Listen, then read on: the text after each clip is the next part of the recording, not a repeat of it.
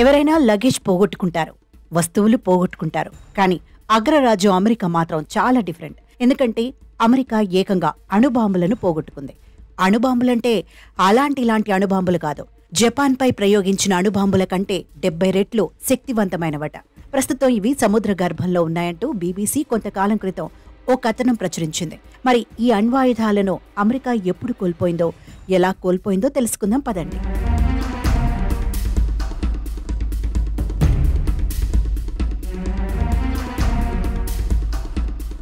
అంతర్జాతీయ మీడియా కథనాల ప్రకారం 1958 నుండి 1968 మధ్య 3 ఘటనలు వెలుగుచూశాయి. అప్పట్లో కనిపించకుండా పోయిన అణుబాంబుల ఆచూకీ ఇప్పటి వరకు దొరకలేదట.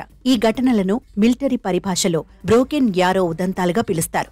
వాస్తవానికి 1950ల తర్వాత డజన్కు పైగా బ్రోకెన్ యారో ఘటనలు జరిగిన 3 మాత్రమే రికార్డుల్లోకి ఎక్కాయట. 1958లో తొలిసారి జార్జియాలోని టైబీ ఐలాండ్ వద్ద బ్రోకెన్ యారో ఘటన వెలుగుచూసింది. ఓ విమానం ల్యాండ్ అయ్యే క్రమంలో భద్రతా కారణాల రీత్యా అణుబాంబును కిందకు జారవిడిచింది. 1965లో ఓ నౌకపై ఉన్న అణుబాంబు ఫిలిప్పైన్స్ సముద్రంలో పడిపోయింది. నేటి వరకు అది కనిపించలేదు. ఇక 1968లో చివరిసారి 2 అణుబాంబులు కనిపించకుండా పోయాయి. అప్పట్లో ఓ జలంతర్గామి అట్లాంటిక్ మహాసముద్రంలో మునిగిపోవడంతో అందులోని 2 అణుబాంబు ఆధారిత టార్పిడోలు కనుమరుగయ్యాయి.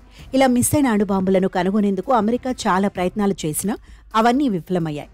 దీంతో అవి ప్రమాదవశాత్తు పేలితే పెద్ద అనర్థం జరుగుతుందని ప్రపంచమంతా భయపడిపోయింది. అణుబాంబులు కనిపించకుండా పోవడం వెనుక కారణాలపై కూడా ఇప్పటి వరకు స్పష్టత లేదు. ఈ ఘటనల వెనుక కుట్రకోణం ఉందని కొందరంటారు. అసలేం జరిగిందో ప్రభుత్వం దాచిపెడుతోందని అనుమానిస్తుంటారు. అయితే అణుబాంబులు పేలే అవకాశం మాత్రం చాలా తక్కువ అనేది నిపుణుల అభిప్రాయం. అణ్వాయుధాలతో ఎంతటి ప్రమాదం పొంచి ఉందో ఈ ఘటనలు నిరూపిస్తున్నాయని పరిశీలకులు వ్యాఖ్యానిస్తున్నారు.